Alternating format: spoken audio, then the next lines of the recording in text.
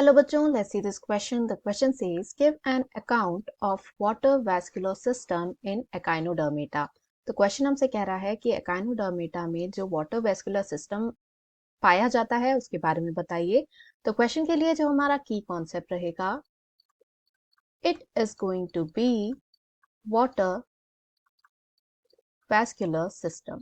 तो यहाँ पर हम देखेंगे कि आखिर ये सिस्टम होता क्या है, किसमें पाया जाता है एंड क्या इसके फंक्शंस हैं।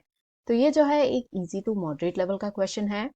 सो वाटर वेस्कुलर सिस्टम एक हाइड्रोलिक सिस्टम है, यानी वाटर बेस्ड सिस्टम है जो कि पाया जाता है इन द एकाइनोडर्म्स एंड इसमें काफी सारे कैनाल्स प्रेजेंट होते हैं। ये इसकी खासियत होती है। एंड यदि हम इसका यूज देखें, इसका फंक्शन क्या है, तो ये लोकोमोशन में हेल्प करता है, यानी ऑर्गेनिज्म को मूवमेंट में हेल्प करता है from one place to another. इसके अलावा फूड एंड वेस्ट का जो ट्रांसपोर्ट है इन द ऑर्गेनिज्म, ये भी वाटर वेस्कुलर सिस्टम के थ्रू ही होता है। एंड ऑल्सो ये रेस्पिरेशन में यानी गैसियस एक्सचेंज में भी हेल्प करता है। So these are the function of water vascular system. अब यदि हम इसके स्ट्रक्चर को देखें कि आखिर इसके कंपोनेंट्स क्या हैं, ये काम कैसे करता है। सो सबसे पहले एक स्ट्रक्चर होता है जिसे कहते हैं मैड्रेपोराइट। सो ये जो है एक सीव लाइक स्ट्रक्चर है, यानी छन्नी जैसा एक स्ट्रक्चर होता है जिसका फंक्शन होता है वाटर को फिल्टर करके अंदर तक पहुंचाना। सो मैड्रेपोराइट से पानी अंदर आके पहुंचता है टू द स्टोन कैनाल, जो कि एक कनेक्टिंग स्टॉक की तरह होती है between the madreporite and the internal body of the organism. So stone canal से होते हुए जो भी वाटर एंड पार्टिकल्स उसके साथ आए हैं, they reach the ring canal, जो कि एक राउंड रिंग लाइक स्ट्रक्चर होता है, जो कि फर्दर डिवाइडेड होता है इनटू सेवरल ब्रांचेस, जिनको कहा जाता है लेटरल या फिर ट्रांसवर्स कैनाल्स। सो ये जो कैनाल्स हैं ये सभी आर्म्स की तरफ को जाती हैं। जितने भी आर्म्स हैं एकाइनोडर्म में, उन सभी की तरफ को ये लेटरल कैनाल्स फैलती हैं। एंड इन कैनाल से ट्यूब लाइक प्रोजेक्शंस निकलते हैं जिन्हें ट्यूब फीट कहा जाता है। सो this is the complete water vascular system. अब डायग्रामेटिकली अगर हम देखें, सो this is the diagram of water vascular system, जो कि हमें एकाइनोडर्म्स में देखने को मिलता है। अब इसे हम लेबल करते हैं एक एक करके। सो यहाँ टॉप पर ये जो स्ट्रक्चर हमें दिख रहा है, दिस इज द मैड्रेपोराइट। जैसा कि हम देख सकते हैं कि ये एक सीव लाइक स्ट्रक्चर दिख रहा है।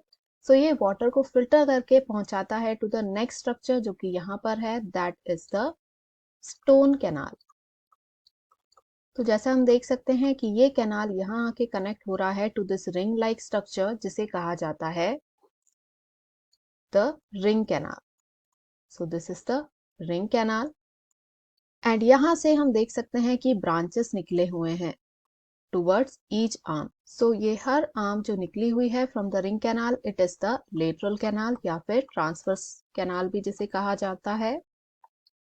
एंड इसके बाद फाइनली ये जो स्मॉल प्रोजेक्शंस हमें दिख रहे हैं, these are the tube feet. So ये हैं the major structures of the water vascular system. अब इसके अलावा दो और स्ट्रक्चर्स हमें देखने को मिलते हैं। पहला, हमें रिंग में से ये प्रोजेक्ट होते हुए स्ट्रक्चर्स दिख रहे हैं, ये एंड ये। तो इन्हें कहा जाता है पोलियन वेसिकल। तो ये जो वेसिकल हैं, इनका काम होता है वाटर स्टोरेज। जो भी एक्स्ट्रा वाटर होगा उसे स्टोर करने का फंक्शन होता है इन पोलियन वेसिकल का। इसके अलावा हम एक और स्ट्रक्चर देख सकते हैं। यहाँ पर ये जो स्ट्रक्चर्स दिख रहे हैं, these are called as the tiedman's body. So ये जो स्ट्रक्चर्स होते हैं ये ही रिस्पॉन्सिबल होते हैं for the excretion in the water vascular system. So this is the complete water vascular system. अब यदि हमें क्वेश्चन का आंसर देना है कि give an account of water vascular system, So it is the hydraulic system that is present in the echinodermata that is used for locomotion, food and waste transport and respiration. इसके बाद हम इसके structure को describe कर सकते हैं इस तरीके से, and also Tiedemann body and Polian vesicle का फंक्शन बता सकते हैं। उसके बाद फाइनली इस डायग्राम की मदद से हम हमारा आंसर कंप्लीट कर सकते हैं। So this will be our final answer. Hope you understood it well. Best of luck.